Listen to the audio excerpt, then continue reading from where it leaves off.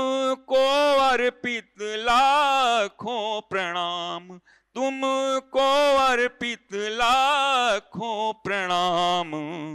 तुम में सब में तुम ही हो, तुम में सब में तुम ही हो।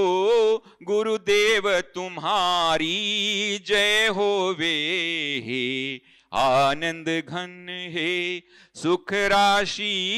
गुरुदेव तुम्हारी जय होवे, तुम ही मथुरा तुम ही काशी। गुरुदेव तुम्हारी जय होवे।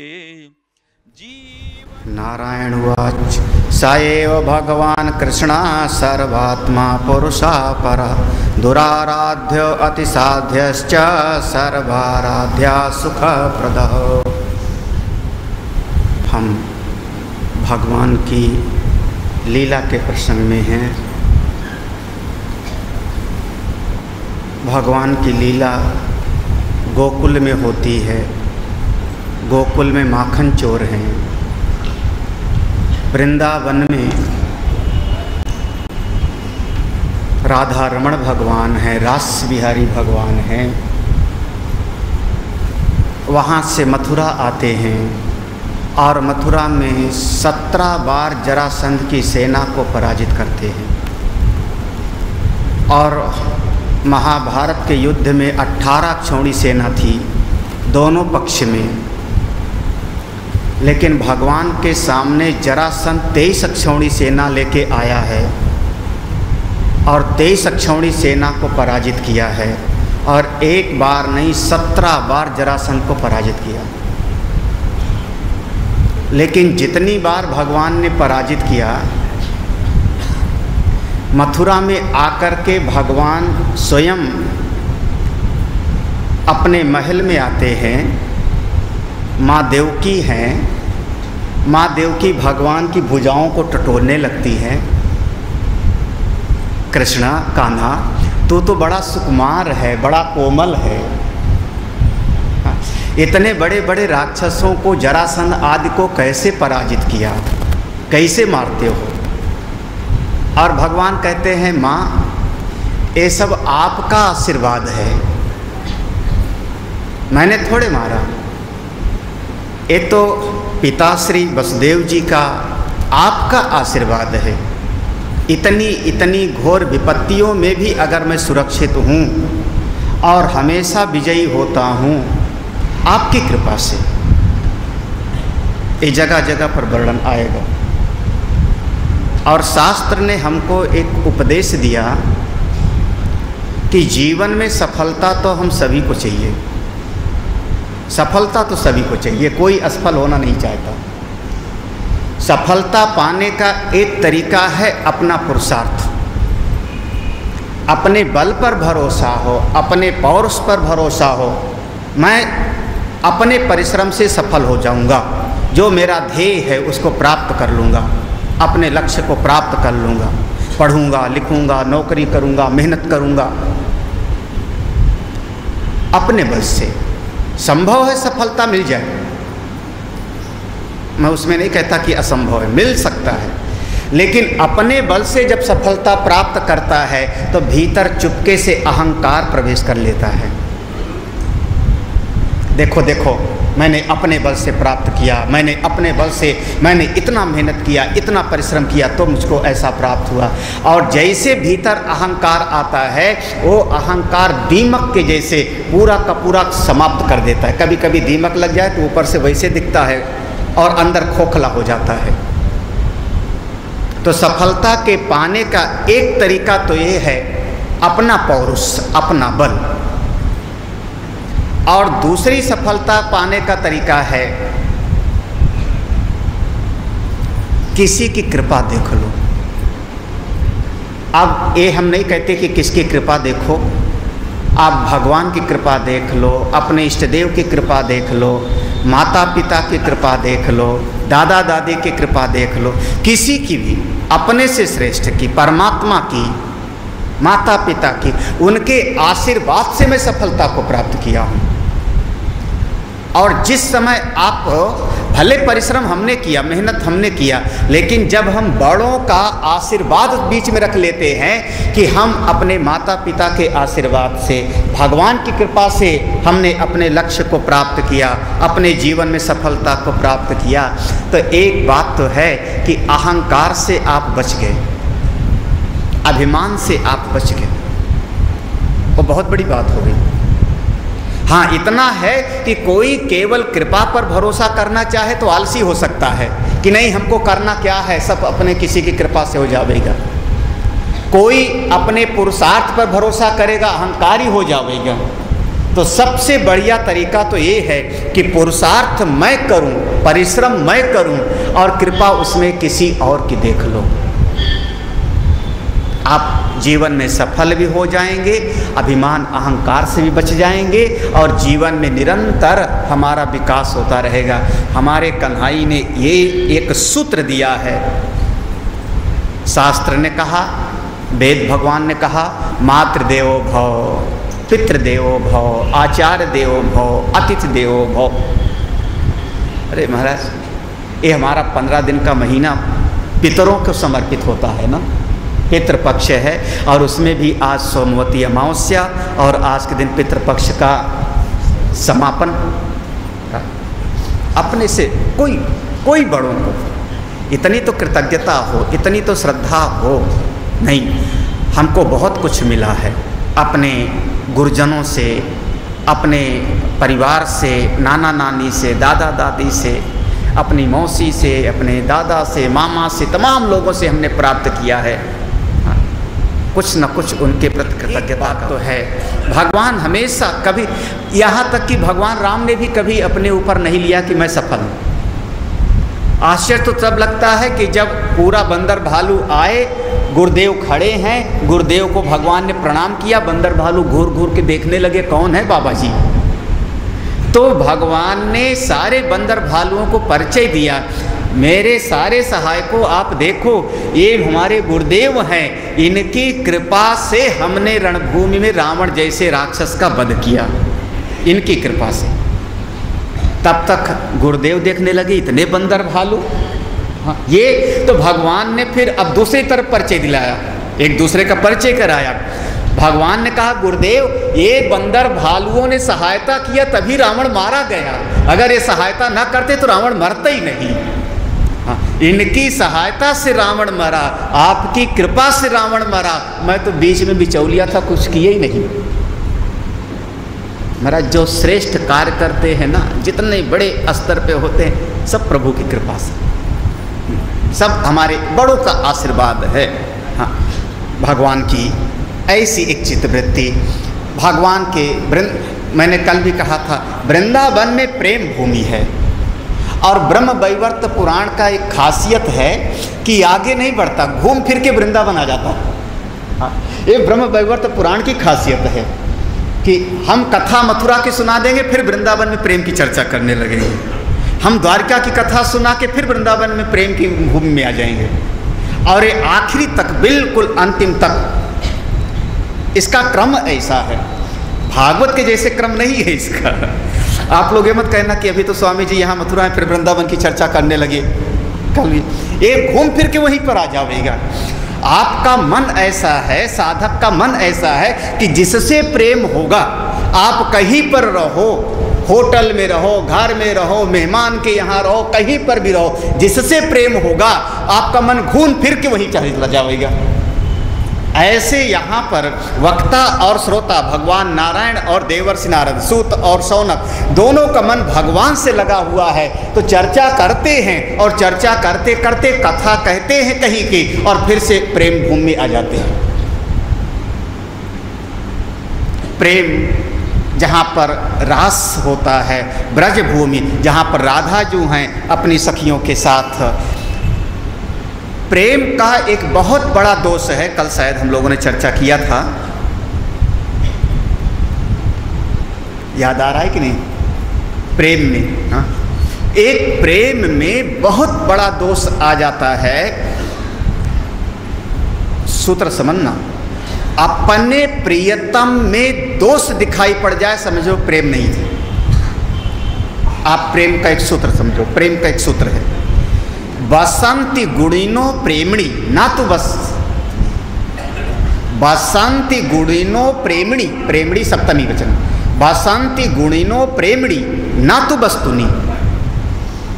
जितने संसार में गुण हैं, जितनी अच्छाइयाँ हैं, जितनी अच्छाइयाँ, जितने गुण हैं, उनका सबका निवास प्रेम में है, किसी वस्तु में नहीं है। हाँ, किसी वस्तु में नहीं है। हाँ, जिस वस्तु से मेरा प्रेम होगा उसमें हमको अच्छाई अच्छाई दिखाई पड़ेगी, हजार अच्छाई दिखाई पड़ेगी, और जिसमें प्रेम नहीं होगा, जिससे प्रेम नहीं है, उसमें हजार अच्छाइयाँ होवें फिर भी आपको कोई ना कोई कमी दिखाई पड़ जाएगी। ये संसार का स्वभाव है। बसंती गुणिनो प्रेमणी। हाँ, एक ऐसी माँ हो जिसको रोटी बनाना ना आता हो ठीक से, हाँ, चेहरा भी उसका ठीक ठाक नहीं है, हाँ, उसके गुण भी नहीं है ज़्यादा, अकल भी ज़्यादा नहीं है, पढ़ी लिखी भी नहीं है, लेकिन उसके बच्चे से पूछो बेटा तेरी माँ कैसी है, हाँ?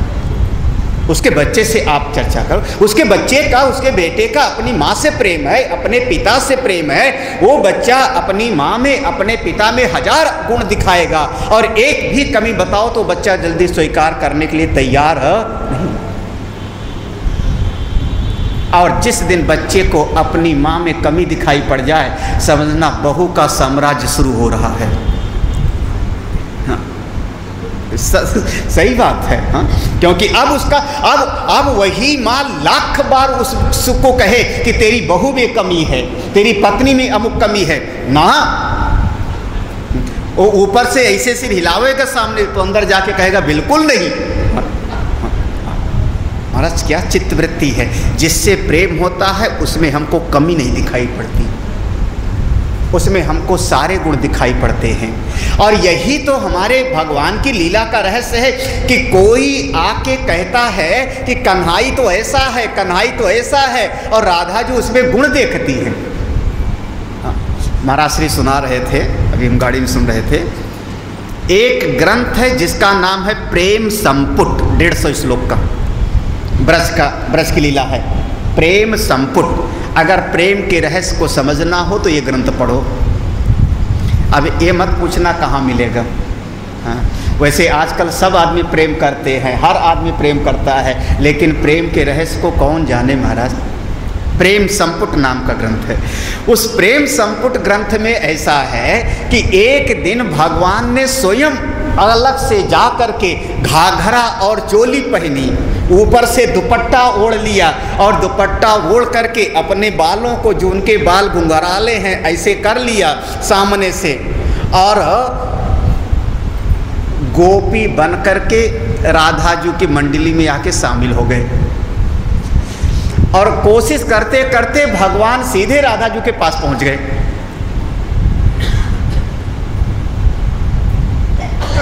किशोरी जी आपसे बात करना था। किशोरी जी ने कहा तू है कौन, तुझको तो मैंने आज तक कभी नहीं देखा था, हमारी इतनी मंडली में आज तक कभी तू दिखाई नहीं पड़ी थी। उसने कहा मैं सांवरी सखी हूँ। अब प्रेम संपुट, भगवान थोड़ा सांवले से हैं, तो अब उसी हिसाब से भगवान ने कहा मैं सांवरी सखी हूँ, आपका इतना समूह है, आप सबका ध्यान नहीं रखती हो, लेकिन मैं आपकी सेवा चाहती हूँ, आपके पास रहना चाहती हूँ, आप दिव्य हैं, आपकी अनुकंपा चाहती हूँ। राधा जी ने कहा मैंने मना कब किया। अब थोड़ा साथ मिल गया, जब साथ मिल गया तो भगवान ने अब बुराई करना शुरू किया। राधे, अरे कहाँ काले काले कन्हई के पीछे तुम पागल हो, कहाँ काले काले उसके पीछे, अरे उसका कुछ नहीं है, गाय चराता है, खाने पीने का अकल उसको नहीं है, किसका जूठा खाना चाहिए किसका नहीं खाना चाहिए। और जब भगवान की बुराई स्वयं, अब कौन कर रहे हैं, सांवरी सखी स्वयं करना, और जो जो बुराई करें राधा जो के उसी में अच्छाई दिखाई पड़ने लगे, उसी में अच्छाई, उसमें गुण देखती हैं एक एक। हाँ, और वहाँ पर बड़े विस्तार में निरूपण है। इस प्रसंग में भगवान के जो गुणों का निरूपण है पूरे आपके इस ब्रह्मवैवर्त पुराण में सांवरी सखी बन के भगवान के अपने ही स्वरूप की रूप की निंदा करते हैं, और राधा जी कहते नहीं, मेरे स्वामी का, मेरे आराध्य का रूप बहुत सुंदर है। चार माधुर्य है भक्ति के मार्ग में, प्रेम के मार्ग में चार माधुर्य होता है। पहला माधुर्य रूप माधुर्य, रूप माधुर्य। मेरा कन्हई का रूप कितना सुंदर है। अधरम मधुरम नयनम मधुरम हसितम मधुरम। मेरे कन्हई का नेत्र सुंदर है, मेरे कन्हई के होठ सुंदर हैं, मेरे कन्हई का चलना सुंदर है, मेरे कन्हई का हंसना सुंदर है। सांवरी सखी ने कहा, अरे नहीं, आपने कभी ध्यान से देखा नहीं, जब वो बालों को सामने कर लेता है तब लगता है कितना काला है। सांवरी सखी ने कहा, राधे तुम समझती नहीं हो। राधे जी ने कहा, नहीं नहीं, एक बात तो है, कन्हई बाल काले क्यों करते हैं, सामने बाल सामने क्यों करते हैं? तो किसी गोपी ने कहा, इसलिए कि कोई कितना ही सांवला होवे, कम से कम बालों से ज्यादा काला तो नहीं होगा ना। और जब कन्हई बालों को ऐसा कर लेते हैं, बिल्कुल सामने कर लिया, तो बाल सबसे ज्यादा काले होंगे, तो कंट्रास्ट में दिखाई पड़ता है ना, कंट्रास्ट हो गया तो कन्हई सुंदर लगने लगता है। भगवान का रूप माधुर्य है, भगवान के रूप में एक एक गुण है। उनकी अलकें हैं, उनके कानों के कुंडल हैं। कानों का कुंडल कैसे है, वहाँ कहा, जैसे मकर कहते हैं, गंगा जी का हमारा जो है वाहन है मगरमच्छ, वैसी आकृति का भगवान के कानों में कुंडल है। और कामदेव का एक नाम है मकरध्वज, जैसे अर्जुन का एक नाम है कपिध्वज। तो कामदेव का जब रथ चलता है तो उनके झंडे पर वो मकर का झंडा होता है, तो उसका नाम है मकरध्वज। राधा जो कहती हैं, मेरे कन्हई के कानों में कुंडल नहीं है, वो तो कामदेव उनके कानों में वास करते हैं। वो बार बार मेरे कन्हई का चेहरा देखने के लिए सामने आते रहते हैं, कुंडल के जैसे। मेरे कन्हई का रूप सुंदर है, ये रूप माधुर्य है। एक एक रूप का नख से लेके सिख तक का वर्णन है पूरा का पूरा। यहाँ पर नाखून से लेकर के भगवान का चरण नख कैसा है, उनकी जंघा कैसी है, उनकी कमर कैसी है, वो खड़े कैसे हैं। वैसे भगवान टेढ़े खड़े होते हैं, है ना, त्रिभंगी। भगवान राम जितना सीधे, कन्हई उतना ही टेढ़ा। हाँ? जिसकी चाल टेढ़ी, जिसकी बात टेढ़ी, जिसका व्यवहार टेढ़ा, सब कुछ टेढ़े का सब कुछ क्यों है टेढ़ा? राधा जी ने कहा, सांवरी सखी कहती सब टेढ़ा है वो। राधा जी कहती हैं, अरे नहीं सखी, तू समझती नहीं, मेरा कन्हई टेढ़ा इसलिए है कि एक बार किसी तरह दिल से में घुस जावे, और टेढ़ी चीज घुस जावेगी तो निकल नहीं पावेगा फिर, इसलिए मेरा कन्हई ऐसा है। वो तो मेरे दिल में आ गया है, अब निकले तो कैसे निकले। अपने प्रियतम में जिससे प्रेम है उसमें हमको गुण दिखाई पड़ता है, दोष नहीं दिखाई पड़ता, लाख कोई कहे। और जिस दिन आपको प्रियतम में आपको दोष दिखाई पड़ जाए, चित्त में आप समझ लेना प्रेम में कमी हो गई। अब आपका 100% वाला प्रेम नहीं रहा, 70% हो गया होगा, 60% वाला हो गया होगा। क्योंकि बसंती गुणिनो प्रेमणी न तू वस्तुनी, ये सूत्र है। जिस बसंती गुणिनो प्रेमणी, प्रेम का निवास वस्तु में नहीं होता, व्यक्ति में नहीं होता, प्रेम में होता है। गुणों का निवास प्रेम में, जिससे प्रेम होगा हमको लाख अच्छाइयाँ उसमें दिखती हैं। ये सब ब्रह्मवैवर्त पुराण से सीख लो, थोड़ी छोटी छोटी चीज़ें हैं। तो भगवान का एक माधुर्य है रूप माधुर्य, दूसरा माधुर्य है भगवान का, यही 4 माधुर्य के अनुसार भगवान की लीला का वर्णन होता है। दूसरा माधुर्य है वेणु माधुर्य। वेणु कहते हैं बांसुरी। बांसुरिया तुमने कौन सा पुण्य किया था? वेणु बांसुरी, बांस है, उसको काट लिया, काट के उसको आग में भूना, उसमें छेद किया और तब भगवान अपने होठों पे रखते हैं। 3 लोक मोहित होता है। कभी ब्रह्मा भूल जाते हैं वेद पढ़ना, सरस्वती वीणा वादन करना भूल जाती हैं।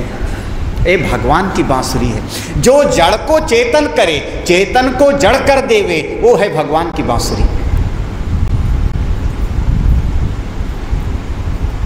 भगवान की बांसुरी ये वेणु माधुरी है। बांसुरी माने भगवान के भक्तों का दिया हुआ सत्संग। जैसे वो बांस है, उस कटने के लिए तैयार है, भूनने के लिए तैयार है, छेद होने के लिए तैयार है। और बांसुरी उसकी बन सकती है जिसके अंदर पोला होवे। अगर ठसाठस भरा होवेगा तो उससे संगीत नहीं निकलेगा, उससे सुर नहीं निकलेगा। ऐसे किसी ने अपने जीवन को प्रभु के चरणों में अर्पित किया, फिर साधना के तपा, साधना के द्वारा अपने भीतर के सारे दोषों को निकाल के खाली कर दिया। ऐसे संत का नाम ही भगवान की ही बांसुरी। उनके द्वारा जो सत्संग होता है वही वेणुनाद है। आप ठीक है, भगवान बांसुरी बजाते हैं, अच्छा है, समझ लो, लेकिन वास्तव में जगत में आप तो इस बात को समझे तो ठीक है कि भगवान का जो ये संत लोग उनकी चर्चा करते हैं, कब? जब उन्होंने अपने भीतर से अहम को, राग को, द्वेष को, अभिमान को सब खाली कर। अरे खाली की कीमत है, भरे की कीमत नहीं। हाँ, कम से कम संतों के पास जाओ तो अपने विचार को खाली करके जाओ। एक संत ने जीवन जीने का 2 शब्द सूत्र दिया, बहुत बढ़िया सूत्र दिया, बहुत बढ़िया सूत्र दिया जीवन जीने। उन्होंने कहा गृहस्थ में जाओ तो कैसे जाओ और आश्रम में जाओ तो कैसे जाओ। 2 शब्दों में। अभी हम जब गृहस्थ में जाते हैं, घर में जैसे जाते हैं, हमारी दृष्टि प्रतीक्षा पर टिक जाती है। संसार में हम जिंदगी भर प्रतीक्षा करते रहते हैं। किसकी? इतना धन है, इतना और मिल जावे, इतने बच्चे हैं, इतना और मिल जावे, अमुक व्यक्ति आया है, अमुक और आ जावे, इतना सम्मान मिला है, इतना और मिल जावे। तो गृहस्थ में हम जिंदगी भर करते रहते हैं प्रतीक्षा, और वो प्रतीक्षा के कारण जीव को दुख मिलता है। अगर गृहस्थ में सुखी होना चाहते हो तो प्रतीक्षा मत करो, समीक्षा करो। भगवान की कृपा से कितना कुछ मिला है आपको, जितना मिला है कम नहीं है। लाखों करोड़ों लोग ऐसे हैं जिनके पास वो भी नहीं है जो आपके पास आज है। थोड़ा खुली आंख से देखो तो समीक्षा तो करो। इसी लखनऊ शहर में कितने लोग हैं जो सड़क पर सोते हैं, जिनके पास रहने के लिए छत नहीं। हे कृष्णा, कम से कम मेरे पास किराए की छत सही है तो सो तो सकता हूँ, खाने का तो है। तो गृहस्थ में प्रतीक्षा करके आप दुखी हो, और प्रतीक्षा करोगे तो चित्त में विक्षेप पैदा होगा। इतना मिलना था नहीं मिलना, ऐसा होना था नहीं हुआ, भगवान ने ऐसा नहीं किया, किसी ने ऐसा नहीं किया, सबको शिकायत। समीक्षा करो, प्रतीक्षा नहीं, समीक्षा। गृहस्थ में सुखी होना चाहते हो तो। और जिस दिन आपके भीतर ज्ञान की इच्छा हो जावे, सत्संग की इच्छा हो जावे, तो संत के आश्रम में चलो। तो प्रायः जब कोई संत के पास जाता है तो अपने व्यक्तित्व को लेके जाता है। महाराज मैं कुछ हूँ, ऐसे नहीं हूँ, समथिंग आई एम। हाँ, हमको ऐसे मत समझो। हाँ, क्या ऐसा वैसा मत समझो, मैं बड़े काम की, ऐसे मत समझो। अरे महाराज मैं ऐसा कर लिया, ऐसा कर लिया। अपने व्यक्तित्व को, अपने व्यक्तित्व का एक बोझा लेकर के आदमी आश्रम में जाता है, और परिणाम स्वरूप जब व्यक्तित्व को लेके जाता है तो खाली हाथ आएगा। क्योंकि अगर घड़ा पहले से भरा है तो उसमें आप और क्या कुछ भरोगे अपने। इसीलिए कहते हैं जहाँ पर जूता उतारो वहीं व्यक्तित्व को सब रख दो। हाँ, मैं इतना धनी, मैं इतना गुणी, मैं इतना ज्ञानी, मैं इतना प्रतिष्ठित, मैं ऐसा, मैं ऐसा, सब अपने सारे व्यक्तित्व को अगर मिटा के आप आश्रम में आ जाओ, किसी भी संत महापुरुष के पास में, आप अपने मूल अस्तित्व में जाके विराजमान हो जाओगे, जो आपका असली अस्तित्व है।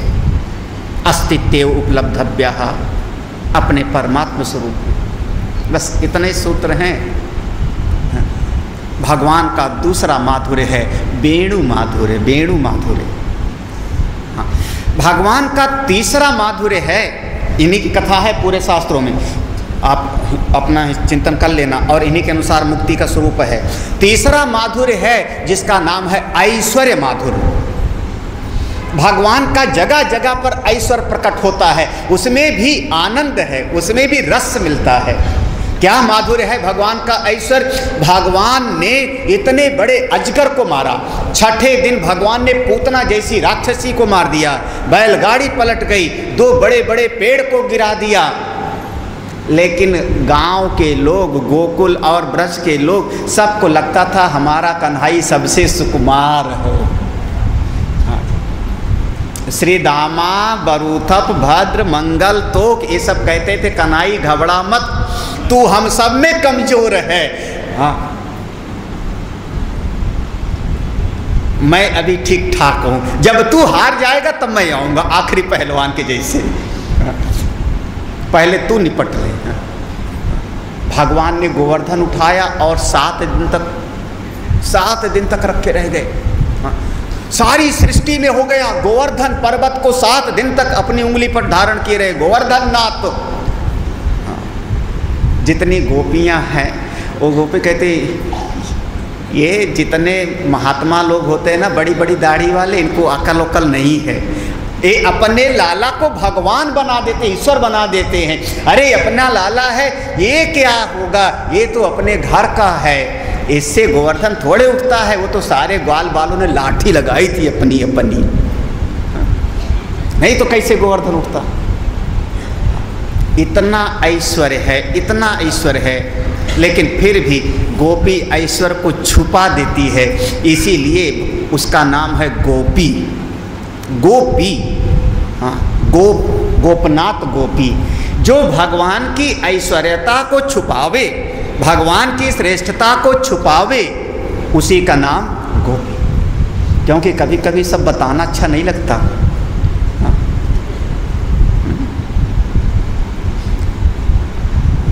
कभी एक दिन दुकान पर इनको 2-4 लाख का फायदा हो जाए, हाँ? और घर पे आवे 8-10 लोग बैठे हों, और कुछ में 2-4 बाहर के लोग भी हों, और उसी के बीच में अपनी डींग हाँकने लगे, आज मुझको इतना फायदा हुआ। तो घर का जो प्रेमी आदमी होगा, सज्जन ना, वो कुछ ऐसी बात करेगा कि इनकी बात यहीं पर छुप जावे। क्यों? क्योंकि ये सबको बताना अच्छा नहीं है। गोपनाथ गोपी, कन्हई की ऐसी लीला है, ऐसी लीला है, सारे जगत में चर्चा हो जाएगी। तो गोपी छुपाती, अरे ये ईश्वर जो मेरा कपड़ा चुरावे, जो मेरी मटकी फोड़े, जो मेरे यहाँ दूध दही के कारण नाचे, वो ईश्वर कहाँ से आपका? गोपनाथ गोपी। शास्त्र में अर्थ है भगवान का तीसरा माधुर्य है ऐश्वर्य माधुर्य। जगह जगह पर उनका ऐश्वर्य प्रकट होता है, जगह जगह पर। हाँ, बस गोपी उसको ढक के रखती है, छुपा के रखती है। भगवान का जो चौथा माधुर्य है, आप उसको सब लोग समझते हो, लीला माधुर्य। सबके साथ में माधुर्य शब्द है, प्रेम बढ़ता है, रस बढ़ता है। और लीला में उचित अनुचित का विवेक नहीं किया जाता। उचित अनुचित का विवेक धर्म वाले करें, महर्षि जैमिनी ऋषि के ऊपर छोड़ दो, कुमारिल भट्ट जी करें, प्रभाकर जी करें, पूर्व मीमांसा वाले करें। क्या उचित है, क्या अनुचित है, क्या सत्य है, क्या झूठ है, वो उनके काम का चीज़ है, वेदांतियों के काम की चीज़ है। अगर आप प्रेमी हो तो प्रेम में वही चीज अच्छा है जो इससे प्रेम हमारा बढ़े। चाहे झूठ बोलने से भी प्रेम बढ़ता है तो कोई बात नहीं, चलेगा। लीला माधुर्य। तब भगवान कहते हैं, ना हम भक्षितवानम व सर्वे मिथ्याभिशंसिनः। हे माँ, मैंने मिट्टी नहीं खाई। कन्हई ने कहा, सबने शिकायत किया। कन्हई कहता है, सब झूठे हैं। अब संत लोग उसके तरह तरह के अर्थ निकालते हैं, ऐसा अर्थ है, ऐसा अर्थ है। असल में एक अर्थ है श्रीमद् हरिसूर जी महाराज का। उन्होंने बहुत दिव्य ग्रंथ लिखा जिसका नाम है गोपाल चंपू। 10वें स्कंद में भगवान की लीला पर उन्होंने एक एक लीला पर 10-10 उत्प्रेक्षाएं, 10 अलंकार घटनाएं, उसका ब्यौरा दिया और उसी को आजकल वक्ता लोग आप जो टीवी पर सुनते हो सुनाते रहते हैं। पूतना को देख के आंख बंद किया, उसका मतलब क्या? फिर भगवान ने मिट्टी खाई और झूठ बोले, उसका मतलब क्या? सब ये हरसूर महाराज का दिया हुआ वो उनका भाव है, सब संतों का दिया हुआ जूठन है महाराज जो हम लोग बोलते हैं। और क्या, ये भगवान वेद व्यास और संतों की करुणा है। कोई कहे कि मैं ऐसा शोध करके ला रहा हूँ तो वो इससे ज़्यादा अहंकार की और भाषा हो ही नहीं सकती। हाँ, लेकिन भागवत में तो बिल्कुल स्पष्ट लिखा है, झूठ है ही नहीं, वहाँ पर बिल्कुल स्पष्ट है। भगवान सीधे झूठ बोलते हैं, अम्बा मैंने मिट्टी नहीं खाई, बिल्कुल मिट्टी नहीं खाई। हाँ। सब झूठे हैं। यशोदा मैया कहते हैं दाऊ, बोले वो भी झूठा। अरे अब वेदांती लोग खुश हो जाओ, जब सारी सृष्टि झूठी है तो, जब सारी सृष्टि स्वप्नवत है, मिथ्या, तो सब झूठे, वो भी झूठा, मैंने मिट्टी नहीं खाई। और अगर तुमको फिर भी विश्वास ना हो तो मेरा मुंह देख लो। प्रेम जिससे बढ़ जावे, हम इसका ठेका थोड़े लिए हैं कि सत्य क्या है, झूठ क्या है, उचित क्या है, अनुचित क्या है। इसका ठेका अगर लिए हो तो अभी प्रेम के मार्ग पर कदम मत रखो, फिर आप प्रेमी हो ही नहीं सकते। फिर तो आप धर्म के मार्ग पर चलो, उचित अनुचित का विवेक करो। तब मेरे लीला पुरुषोत्तम इसलिए कहते हैं कि कल मैंने प्रतिज्ञा किया होगा कि नहीं उठाऊंगा, आज हूँ, कल था, कल वाला बीत गया, आज अगर कुछ होगा तो चक्र भी उठाऊंगा, चाबुक भी उठाऊंगा। और भगवान 2-2 बार पितामह भीष्म को मारने के लिए दौड़ते, एक बार नहीं 2-2 बार, एक बार चाबुक लेके दौड़े और एक बार चक्र लेके दौड़े। कोई कहे प्रतिज्ञा आपने किया था, अरे किया होगा। महाभारत में एक प्रश्न उत्तर है, हमने देखा तो आश्चर्य लगा। मैंने महाभारत की कथा सुनाई एक बार 7 दिन में, 1 लाख श्लोक, राधा गोविंद मंडप मेरठ। इसी बहाने पढ़ने को मिल जाता है। आप लोगों को बहुत धन्यवाद।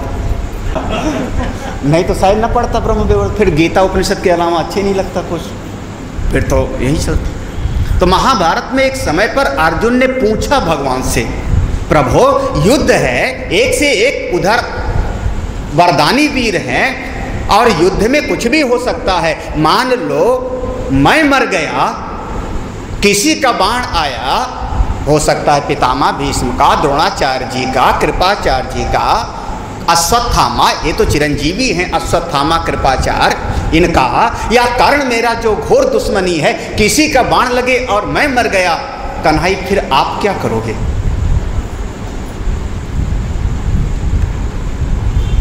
एक क्षण भगवान गंभीर हो गए। भगवान ने कहा, अर्जुन पहली बात तो ये संभव ही नहीं है,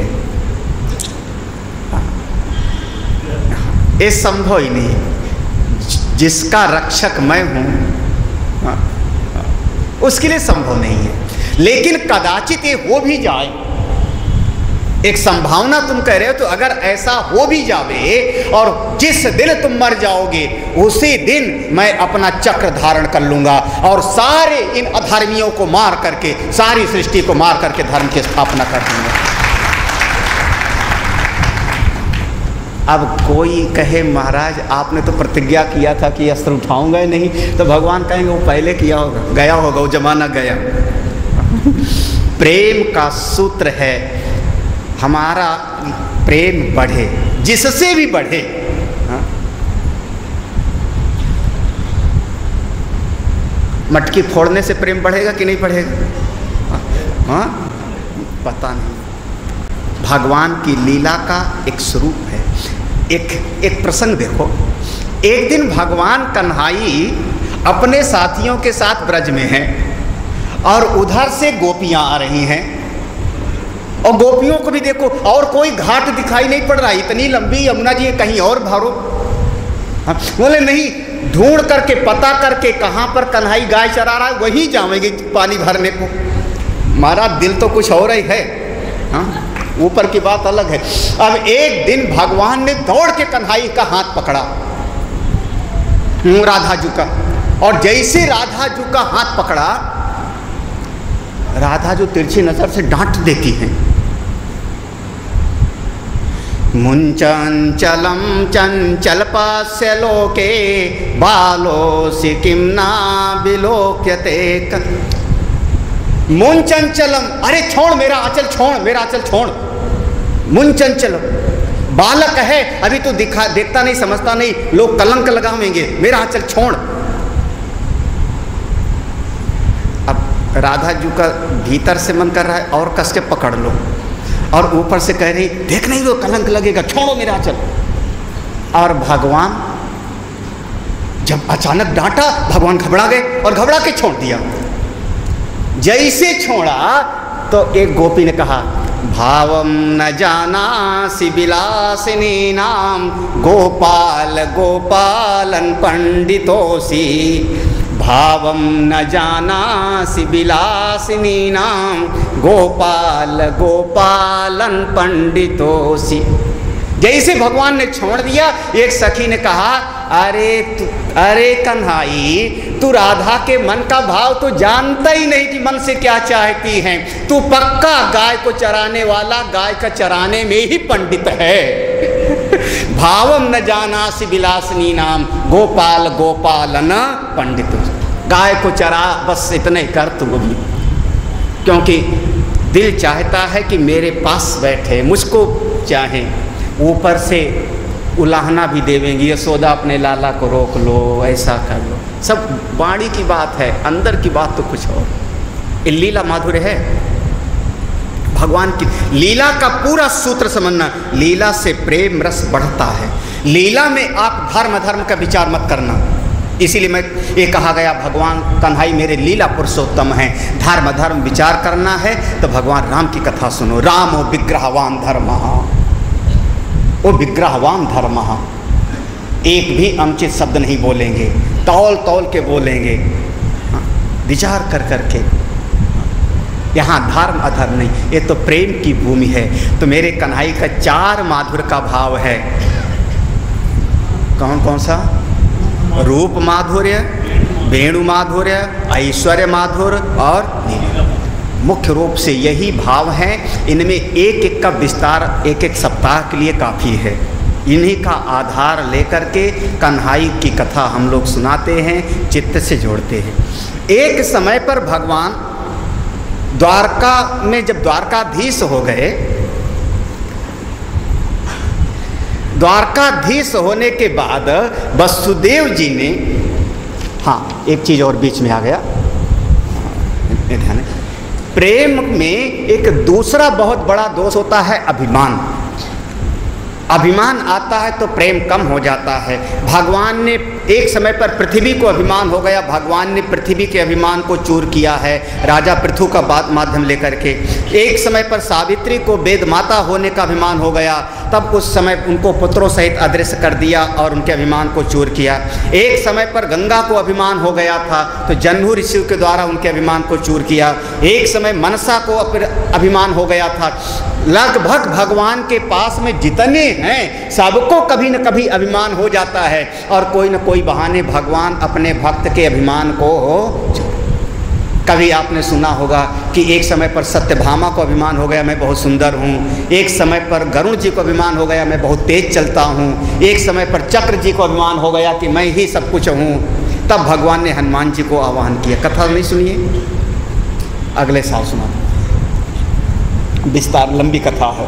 हाँ, हनुमान जी आए, द्वापर युग में हनुमान जी आए और सबका अभिमान। प्रेम में अभिमान नहीं होना चाहिए। जब द्वारकाधीश हुए भगवान तो वसुदेव जी ने कहा, पुत्र मेरे मन में इच्छा है कि मैं राजसूय यज्ञ करूं। राजसूय यज्ञ। अब वसुदेव जी के मन की इच्छा कैसे न पूरी हो। भले राजा उग्रसेन हो, में सिंहासन पर उग्रसेन बैठते हैं, लेकिन सर्वे सर्वा तो मेरा कन्हई है, उसके बगैर तो कुछ हो ही नहीं सकता। हाँ, आज के शासन को समझ सकते होंगे। सिंहासन पर बैठना अलग चीज है, सर्वे सर्वा होना अलग चीज है।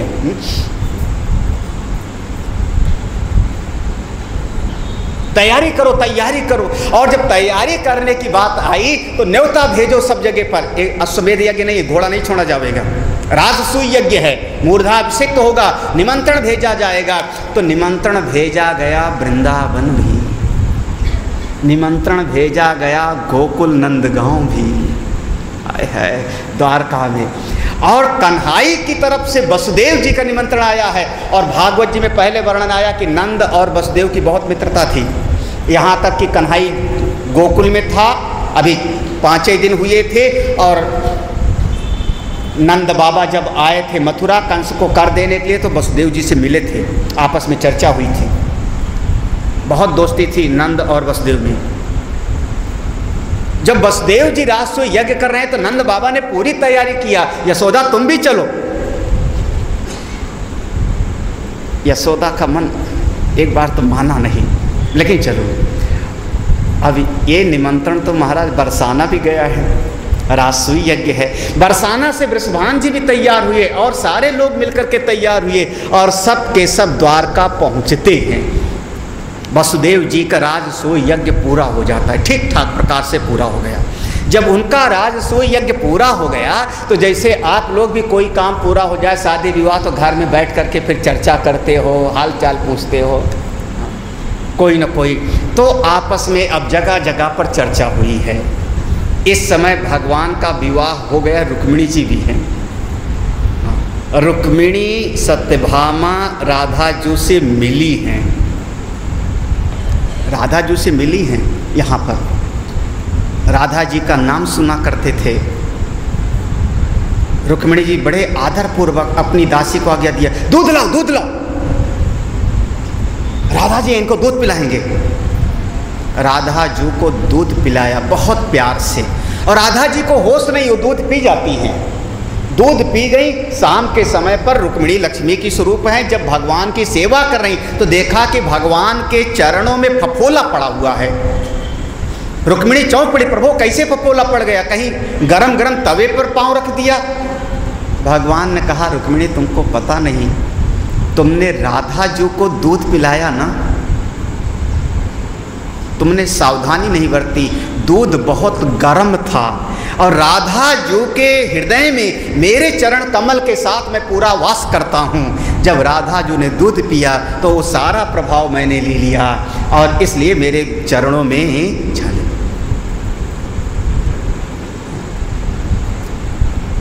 ये तो प्रेम की लीला है महाराज, जिससे मेरा प्रेम होगा वो सब मेरा बहन ले कर लेता है।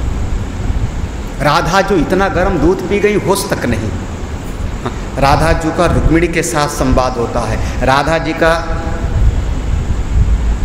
जी यहाँ पर यशोदा जी के साथ बैठ के बात करती हैं और राधा जी ने यशोदा जी को अपने स्वरूप का उपदेश किया है। यशोदा माँ को यहाँ पर तत्व ज्ञान का उपदेश किया। हे यशोदा, सावधान होकर के सुनो, मैं मूल प्रकृति हूँ, मैं पर ब्रह्म की आह्लादनी शक्ति हूँ। तुम्हारी गोद में जो खेला है उससे और मेरा कभी वियोग है ही नहीं। हम और वो एक दूसरे के पूरक हैं। गिरा अर्थ जल बीच सम कहियत भिन्न न भिन्न। बहुत सुंदर उपदेश है यहाँ पर और कई अध्याय में है। राधा जी ने यशोदा माँ को उपदेश दिया। फिर एक समय पर भगवान से मिली। ये महाराज प्रेम का यही स्वरूप है। कोई दूसरा आया तो ज्ञानी हो गए और जब प्रियतम आ गया तो पागल हो गए। जैसे कन्हाई आया, राधा जी का सारा ज्ञान गायब। कन्हाई इतने दिन से मिला नहीं। तब तक राधा जी की सखी ललिता ने कहा, चलना है अपने बरसाना वृंदावन, फिर से आपका वियोग होगा। इतने दिन यहाँ अच्छे से बीते, कम से कम तुम्हारा दर्शन तो कर लेती थी। तुम सभा में बैठते थे, सिंहासन में बैठते थे, तुम्हारा सानिध्य तो मिलता था।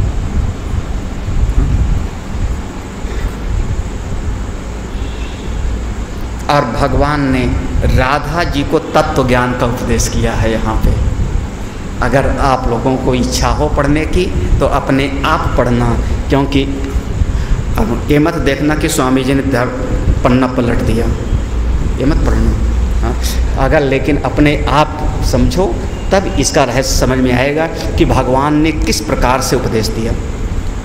एक श्लोक पढ़ देता हूँ मैं। श्री कृष्णवाच, यहाँ पर बदल गया, श्री कृष्णवाच प्रियतम है, इसलिए कृष्णवाच, नहीं तो भगवानवाच होना चाहिए था। श्री कृष्णवाच शृणु राधे प्रवक्ष्यामि ज्ञानम आध्यात्मिकम परम यश्रुत्वा हालिको मूर्खा सद्यो भवति पंडितः। हे राधे सुनो, मैं तुमको सुनाता हूँ, सावधान होकर के सुनो। कौन सा ज्ञान? ज्ञानम आध्यात्मिकम, ओ आध्यात्म तत्व का ज्ञान देता हूँ। अध्यात्म नित्या विनिवृत्त कामाः, अध्यात्म योग का उपदेश करता हूँ। मन में आया अध्यात्म योग से क्या फल होगा? तो भगवान कहते हैं यस् श्रुत्वा हालिको मूर्खा, जिसको सुनते ही, जिस ज्ञान को सुनते ही एक वज्र मूर्ख जो हल चला रहा है वो भी विद्वान पंडित बन जाएगा। मैं तुमको उस अध्यात्म योग का उपदेश करता हूं। अब अगर मान लो ये भगवान का दिया हुआ उपदेश और वो भी अपनी प्रियतमा राधा जी को उपदेश, तो ये तो महाराज अंदर की बातें हैं ना, अंदर की बातें गोपनीय बातें हैं, अंदर की बातें गोपनीय होती हैं। आप मान लो बेडरूम की बातें हैं तो बाहर तो नहीं आनी चाहिए, तो मैं आपको क्यों सुनाऊं इसको? क्या बात है, सुनना है क्या? सुनना है। लेकिन जिस ज्ञान को प्राप्त करके एक मूर्ख से मूर्ख आदमी भी पंडित हो जाएगा, उस ज्ञान, लेकिन भगवान ने दिया है राधा जी को, तो ये दो के बीच की बात है, हमको बीच में पढ़ना ठीक नहीं है। इसलिए बोलिए वृंदावन बिहारी लाल की जय। भगवान, हाँ भाई वो तो तत्व ज्ञान की बात है, और ब्रह्म वैवर्त पुराण के आखिर में ये ज्ञान है। अब आप एक मूल चीज़ समझिए, अंतिम में ये ज्ञान है, इसी ज्ञान से समापन है। जैसे भागवत में मार्कंडेय ऋषि की कथा से समापन है, रामचरितमानस में उत्तरकांड से समापन है, ज्ञान का प्रसंग हो गया। जीवन का परम उद्देश्य तो उस ब्रह्म विद्या में प्रवेश करना है।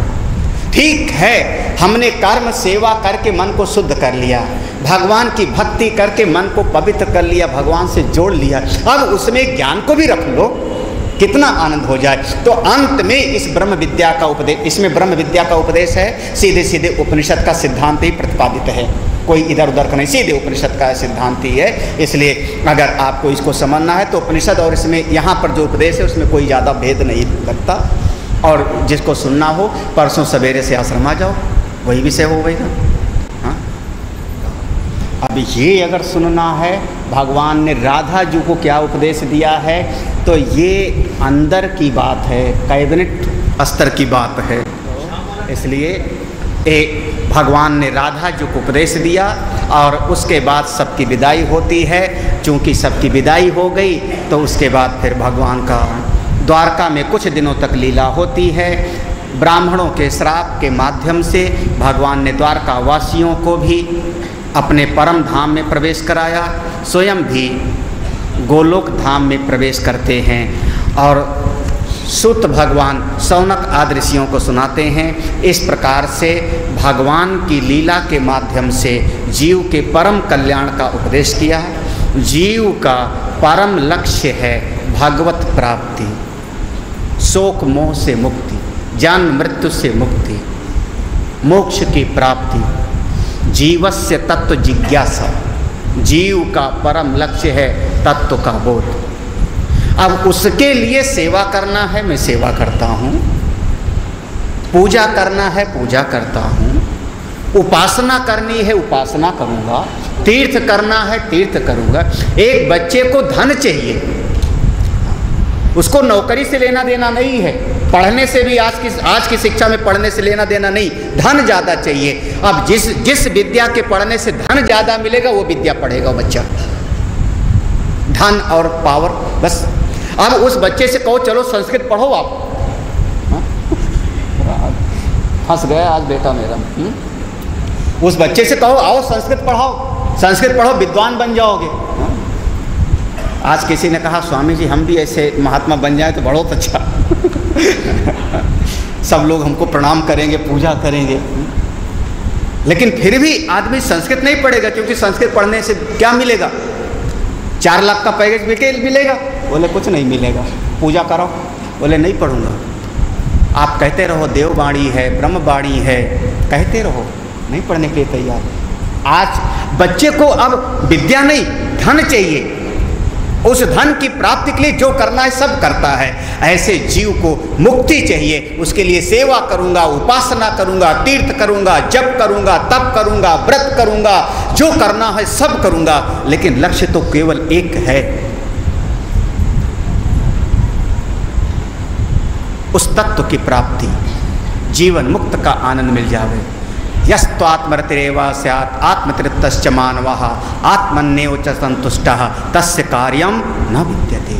एक ऐसी मनस्थिति प्राप्त हो जाए जहाँ पर सब बराबर हो जावे, ना कुछ करना बाकी रहे।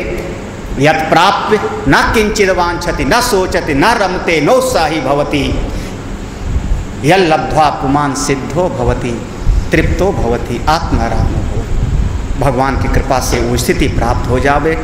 युष्माकं पाद पद्मानि दृष्ट्वा पुण्ड्यानि शौनकः आद्य सिद्धाश्रमं यामि यत्र देवो गणेश्वरः।